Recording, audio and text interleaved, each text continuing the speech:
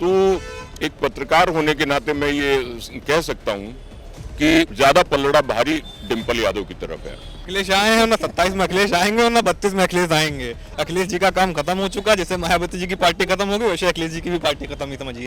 नेताजी का आशीर्वाद भाजपा के साथ है। नेताजी ने पहले भी भाजपा को आशीर्वाद दिया था और नेताजी इस बार भी भाजपा को ही आशीर्वाद दे रहे हैं।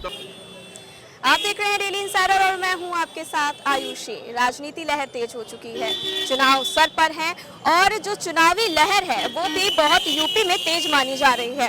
सपा और बीजेपी की कांटे की टक्कर होने वाली है। मैनपुरी में चुनाव है 5 दिसंबर को और जो नतीजे आएंगे वो है 8 दिसंबर को।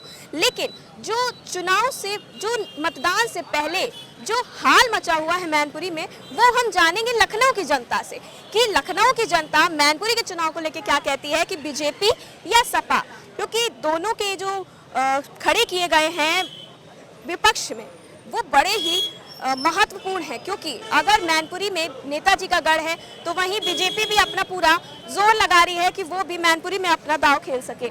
लोगों से जानेंगे कि क्या है उनकी राय। सर क्या लगता है बीजेपी या सपा मैनपुरी में किसकी लहर है?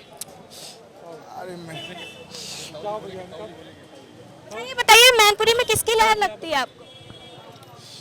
बीजेपी की लग रही है। अगर बात करें गढ़ है वो नेताजी का, पुत्रवधू वहां से खड़ी कर दी गई है, फिर भी अब गढ़ अपना बचा ही नहीं पाएंगे। कैसे नहीं बचा पाएंगे? क्योंकि वहाँ पे तो हाल ही में अभी वहाँ पे भी बात की गई तो लोगों का ज्यादातर यही कहना है डिंपल यादव भाभी, डिंपल यादव भाभी। फिर भी आप कह रहे हैं बीजेपी। ये एक इमोशनल इशू है और मैं समझता हूँ कि मुलायम सिंह को लोग इतनी जल्दी नहीं भुला देंगे और टफ फाइट है, इसमें कोई शक नहीं है। वो जो शाक खड़े हैं भारतीय जनता पार्टी की तरफ से, बेशक वो उन्हीं के बहुत कड़े फॉलोवर रहे हैं, लेकिन इसके बावजूद मैं समझता हूँ इमोशनल कार्ड प्ले करते हुए डिंपल को जीतना चाहिए। और अगर आपने बोला डिंपल यादव, अगर हम बात करते हैं अगर शाक्य की, तो योगी भी अपना उत्तर प्रदेश में जलवा फैला चुके हैं, कई ऐसी चीजें कर चुके हैं जो लोग सोचते हैं उत्तर प्रदेश में बाबा का कहर है। फिर भी कहर तो नहीं है, प्रभाव है, ये एक बात कही जा सकती। लोकप्रियता है, बाबा की अपनी लोकप्रियता अपनी जगह पर है, इसमें कोई संदेह नहीं है। खास तौर से उनके बुलडोजर का बड़ा काम है और बुलडोजर का बड़ा नाम है। लेकिन ये जरूर है कि वहां पर चूंकि मैनपुरी में इस समय ऐसी स्थितियां बन रही हैं कि मुलायम सिंह जी के निधन के तुरंत बाद में ये चुनाव हो रहा है, तो एक पत्रकार होने के नाते मैं ये कह सकता हूँ कि ज्यादा पलड़ा भारी डिंपल यादव की तरफ है। आपका क्या मानना है? क्योंकि हाल की बात क्या करें, कल की बात करें, योगी महाराज गए थे मैनपुरी और वहाँ पे लंबा चौड़ा भाषण भी दिया है। क्या लगता है मैनपुरी में किसकी लहर?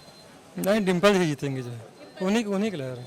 अगर बाबा जी भी कल गए, उन्हीं का हाई है, जो उसमें भाजपा सपा उससे कोई मतलब, वो डिंपल ही जीतेंगे। लेकिन जोर तो एक तरीके से बाबा भी लगा ही रहे हैं। वो कुछ नहीं, वो सब अपोजिशन वाले तो सब अनाप शनाप कहते हैं। और अखिलेश यादव क्या सत्ता संभाल पाएंगे? अगर बात करते अगर जीत जाते हैं तो क्या नेताजी की तरह अखिलेश यादव भाभी जी को जिता पाएंगे, मतलब सत्ता संभालने में? अब ये तो उनके भाग जाने जो है, ये तो उनके भाग जाने। लेकिन अगर 22 की बात करें तो 22 में अखिलेश यादव ने बड़ी चप्पल घिसी, लेकिन फिर भी आए तो ना 22 में अखिलेश आए हैं, ना 27 में अखिलेश आएंगे और ना 32 में अखिलेश आएंगे। अखिलेश जी का काम खत्म हो चुका, जैसे मायावती जी की पार्टी खत्म हो गई वैसे अखिलेश जी की भी पार्टी खत्म ही समझिए। तो टक्कर में कौन लगता है बीजेपी? कोई नहीं है टक्कर में, भाजपा है और भाजपा रहेगी। नहीं, कोई तो भाजपा के कोई नहीं टक्कर में रहेगा ही नहीं, कोई टक्कर में कोई संदेह नहीं है। नंबर 2 पार्टी अखिलेश यादव की है, समाजवादी पार्टी, और लोकतंत्र की खूबसूरती भी यही है कि विपक्ष भी अच्छा होना चाहिए, उसकी मौजूदगी भी बेहतर होनी चाहिए। तो अभी नंबर 2 की पार्टी तो अखिलेश यादव हैं, इसमें कोई संदेह नहीं है। लेकिन कह रहे हैं कि बीजेपी के अलावा कोई टक्कर में नहीं, आप कह रहे सपा है तो टक्कर में नहीं, लेकिन वो सीट ही जो उनकी है जो है तो कार्यकर्ता और नेता लोग हैं। मैं पत्रकार हूँ, इस लिहाज से मैं जो बात करूंगा वो संतुलित और जो है निष्पक्ष बात कहूंगा। आपका क्या कहना है? चाय की चुस्की लेते हुए जरा अपना भी ज्ञान बांटिए। देखिए, मेरा तो मतलब मैंने जो ऑब्जर्व ये किया है कि जितने बड़े बड़े माफियाज हैं, मुख्तार अंसारी, विकास दुबे या अन्य जो हैं, ये योगी के राज में इनका इनकाउंटर क्यों हुआ, सपा सरकार में क्यों नहीं हुआ? सवाल किया आपने? तो मतलब योगी जी के आने से एडमिनिस्ट्रेशन इतना अच्छा हो गया है, इतना टाइट हो गया। देखिए, कोई वो तो है नहीं कि एकदम ही सब कुछ अच्छा हो जाएगा, कमियां सब उनमें भी हैं, लेकिन उनसे तो बहुत ही बेटर है। जो माफियाओं पे जो कार्रवाई की है या और भी जो मतलब समानता या जो अच्छा माहौल बनाया, तो योगी जी को हम प्रेफर करेंगे। तो मैनपुरी में अगर बात करें तो किसकी लहर, योगी या अखिलेश? योगी। योगी। आप बताइए, यहाँ पे योगी के आ गए, आप बताइए। मैं वही बात कह रहा हूँ, दोबारा वही दोहरा रहा हूँ, इमोशनल कार्ड है और नेताजी की अभी अभी डेथ हुई है, इस लिहाज से लोग उनके क्षेत्र के। तो आप ही कहने का मतलब एक तरीके से जी नेताजी जो है भाजपा के साथ है, नेताजी का आशीर्वाद भाजपा के साथ है। नेताजी ने पहले भी भाजपा को आशीर्वाद दिया था और नेताजी इस बार भी भाजपा को ही आशीर्वाद दे रहे हैं। तब भावुक होती है, इस लिहाज से मैं समझता हूँ भावुकता में एक बार डिम्पल यादव की तरफ पलड़ा भारी दिख रहा है। आपका कहना एक तरीके से ये है, जो लोग वहाँ की मैनपुरी के लोग जो कह रहे हैं कि श्रद्धांजलि देंगे नेताजी को, तो एक तरीके से नेताजी की श्रद्धांजलि उनकी बहू को ही वोट दे करके मेरे ख्याल से वो देना चाहेंगे। नेताजी के आशीर्वाद की बात तो जरूर योगी जी ने कल कही है, लेकिन मैं समझता हूं कि वो बात उतनी नहीं गले उतरेगी जनता के जितना इस बात पे कि उनकी बहू को जिताया जाए। तो आपको क्या लगता है किसकी सरकार होनी चाहिए मैनपुरी? होने चाहिए हर हर योगी। तो अगर हर हर योगी सही है, लेकिन मैनपुरी गढ़ है नेताजी का रहा, वो अब नहीं रहे। अब डिम्पल भाभी जो है उनकी वहाँ पे जीतना की कोशिश तो पूरी कर रही है, क्योंकि कल योगी भी गए थे, उन्होंने नेताजी को श्रद्धांजलि भी एक तरीके से कल दी। फिर भी गढ़ है मैनपुरी का, फिर भी योगी। बिल्कुल बिल्कुल, फिर भी योगी। किस तरह से योगी? अब देखिए आप, बताइए। मैं ऐसा बता तो नहीं सकता हूँ, बट श्योर हूँ। कुछ तो ऐसे आपकी नजरों में कार्य होंगे जो योगी बाबा महान बन देखिए जाए। सभी जानते हैं कार्य कितने अच्छे किए। अभी सर ने बताया कि जैसे कि इतने एनकाउंटर किए लोगों के, तो सब अच्छे काम तो हैं। लेकिन अगर अखिलेश की बात करें तो अखिलेश के समय में भी थोड़ा बहुत अच्छा कार्य रहा था, जैसे 112 चली, एम्बुलेंस चली, जिससे कई लोगों को सुविधाएं भी मिली। फिर भी आप योगी की बात, जरूरत योगी जी की है फिलहाल यहाँ पे। को आप छोड़ दीजिए, लॉ एंड ऑर्डर सबसे बड़ी चीज होती है, एंड लॉ एंड ऑर्डर मैंने छिटपुट घटनाओं का जिक्र किया, तो वहां पर तो कहा जा सकता है कि अरे ये घटना ऐसी घट गई वैसी घट गई, लेकिन ओवरऑल अगर देखा जाए तो संगठित अपराध की कमर तोड़ने का काम किया है योगी सरकार ने, इसमें कोई संदेह नहीं है। कि मुजफ्फरनगर दंगे हुए थे, ठीक है, सैकड़ों लोग मारे गए, ठीक है, ना तो इन्होंने आर्मी बुलाई, ना इन्होंने सीआरपीएफ बुलाई, कुछ नहीं। सीआरपीएफ आई एक हफ्ते बाद, मेरा भाई था उसमें, वो बता रहा था एक हफ्ते बाद में गया था, ठीक है। योगी सरकार में आप बताइए एक भी दंगा हुआ? एक भी दंगा नहीं हुआ योगी सरकार में। लेकिन योगी सरकार में रेप कैसी घटनाएं तो ज्यादा बढ़ गई है। नहीं, वो तो देखिए, फिर मैं कह रहा हूँ ना, हर सरकार में है, तो आप एक टोटल उसमें करिए। आपको मतलब कैसा चाहिए नेता कि आप एक तरफ कह रहे हैं कि नहीं नहीं दंगे भड़काओ, मारो लोग, मारते जाओ मारते जाओ मारते जाओ। अखिलेश में यही हुआ है, गांव-गांव में दंगे भड़क जाते थे छोटी छोटी बात पे।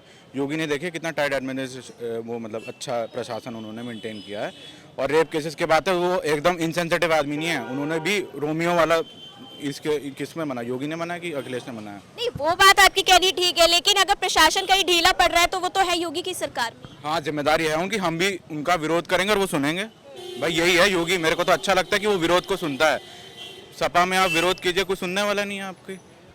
कौन मानता है सपा में विरोध को? आपको क्या लगता है, सपा में अगर विरोध होते थे तो अखिलेश सुनते नहीं थे? नहीं, ऐसा नहीं है।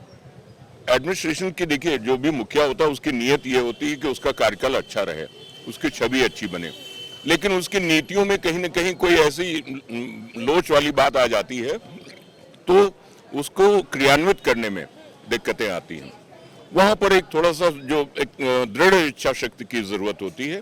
मैं ये कहूँगा अखिलेश भी चाहते थे वो सब कुछ अच्छा चले, लेकिन वो उतना नहीं कहना चाहिए कि अपने जो पार्टी के लोगों से उनके अंदर ये खौफ नहीं भर पाए कि नहीं गड़बड़ करोगे तो तुम्हारा भी बुरा हो जाएगा।